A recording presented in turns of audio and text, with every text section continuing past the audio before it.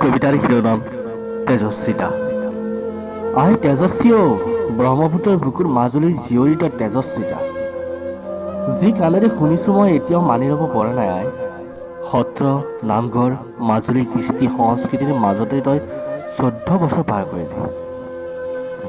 কাৰ ভুলৰ বাবে অকাল মৃত্যুক খাব দিলি? ডাক্তৰ নে চিকিৎসা ব্যৱস্থা? জীৱন আৰু মৃত্যুৰ লগত যুঁজিবলৈ তই অকণমানো সময় নাপালে। মই জানো তই পৰাজিত হলি, মৃত্যুও হাৰ মানিলে হয় তোৰ সতে। কিয়নো তই নিষ্পাপ শিশু, আমাৰ সকলোৰে মৰমৰ। শুনিছো হেনো মৰমৰ বান্ধোন এৰি যাব নিবিচাৰে কোনো। তই কিয় গলি হ? কেনেকৈ গলি আমাক কন্দুৱাই? তাৰ উচিত তদন্ত নাই। আমি প্ৰতিবাদ কৰিছো অশ্বশিক্ত নয়নে। তোৰ অপমৃত্যুৰ কাৰণ দুনাই নহওক আন কোনো তেজস্বিতা।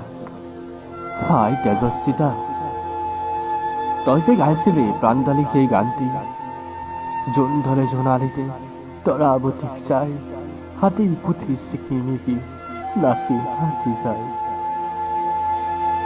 তোলৈ চাই থাকিম সদূৰ আকাশখনলৈ, তই জোনবাইৰ সতে উমলি থাকিবি।